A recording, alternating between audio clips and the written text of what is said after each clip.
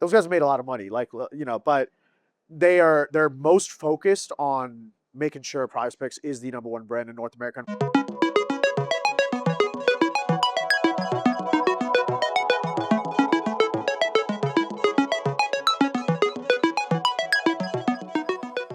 Well, I think that's a good point because I think there's headlines Yeah. and there's reality. It was announced. It's been over a year now that the acquisition was announced in Wall Street Journal. Um, it is one of the largest acquisitions in Georgia history. Obviously, there's large companies, but especially in B2C. Yeah. I mean, it's probably the largest acquisition. I don't know any other B2C companies that are as large. I mean, there's like companies like Hope Depot and Delta, Right. those are publicly traded. It's a completely different ecosystem. But the headline, we won't go through all the numbers and stuff because there's confidential stuff in the transaction. But the headline was about $2.5 billion, and there's a lot more upside to go from there, dramatic upside from that standpoint. Having gone through multiple acquisitions myself, I think there's what is seen in the headline. There's the reality of, oh shit, we got a lot more work to do. And it was fun to have some level of celebration and reward all the people who have participated and been there for a very long period of time. But then there's also even higher expectation. Going through the process, especially for a non-US acquirer, a Swiss-based company, Allwyn, who's trying to break into the US market, which also means they have very high expectation because they're not a small player in the European markets. To walk us through kind of like the process of acquisition and then post-acquisition, and kind of like what people think versus like the reality, because I think what you see on TV is very not really the case on a day-to-day basis. Yeah, I think the conversations got very real in June of last year with Allwyn specifically. Um, Mike, I think kudos to him, kept myself, Adam, a lot of the founding team in I think just up to speed to make sure we were aligned to the structure of the deal. I think that's his magic and his expertise really. Um, the due diligence was super rushed. I mean, like our big thing was we can't have a distraction going into football season. So like I think we did it in 6 weeks basically, which was the most insane experience. I mean, there's just like weekends, evenings, all like constant messages. It was one of the worst experiences honestly I've had, but we got through it, and Allwyn and the surrounding partners, everyone made it as easy as possible. But On that, yeah, what I think is valuable is that's a very short time frame, because typically there's a thing called deal fatigue, where deals of acquisition end up going like 6 months, and everybody's like, I don't even care. Like, either get it done or we're out of here.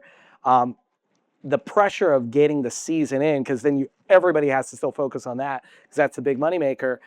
Getting it done in a short time frame is an incredible amount of pain and stress. Yep. But to get to the other side of that, must have been a lot better relief than if it was drawn out for months. it felt really good for sure. I mean, what we had to do, and I'm sure you're familiar with this, was like me, my VP of engineering, and our lead architect were like the only three that we were trying to shield the team because the team had to deliver on roadmap for NFL. And so, yeah, like the conversations used to be like, oh, well, we can't do this or this. And I was like, no, you have to get this done in 6 weeks. So we had to pull together an incredible amount of documentation, interviews.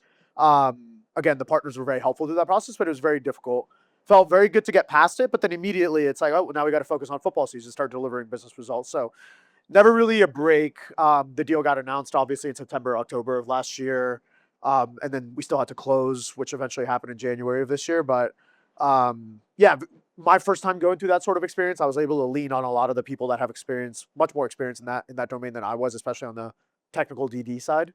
But it was good. It was a good exposure to the types of things that they look at when they're making those investments. And obviously now we're part of the Allwyn family, and I can speak to this more, but like there's been a lot more reporting up and managing, I think, of a group like that now that they own a majority of the cap table and the board. And so it's definitely been a change in operation. Like you go from being in the driver's seat to being in the passenger seat to some degree.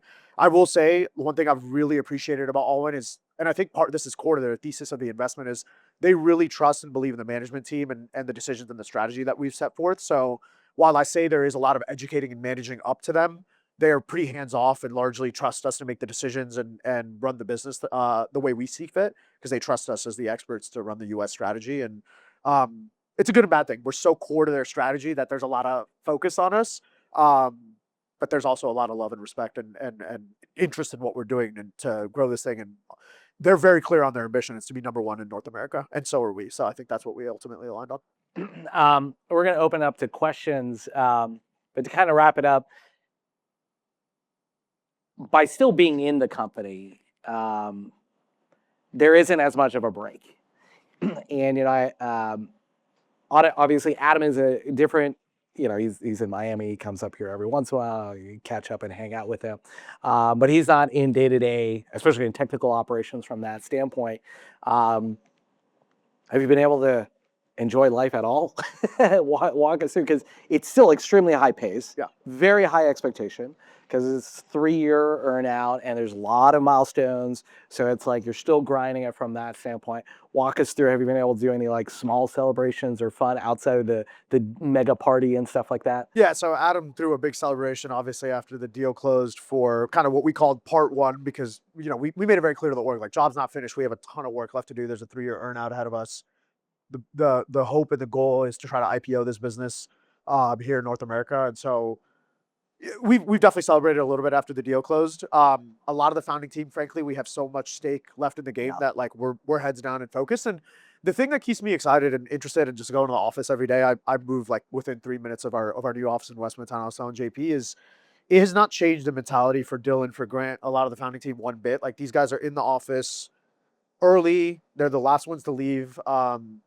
Those guys have made a lot of money, but they're most focused on making sure PrizePicks is the number one brand in North America and we're building the best product, because they genuinely enjoy the work. That's what keeps me very fired up to stay at PrizePicks. So like, yeah, there's burnout and there's exhaustion, but we genuinely think we can win with the team we have. So there's a lot of like fervor and excitement and just still ambition from like the young guys and the young guys and girls in the business. It's awesome to see.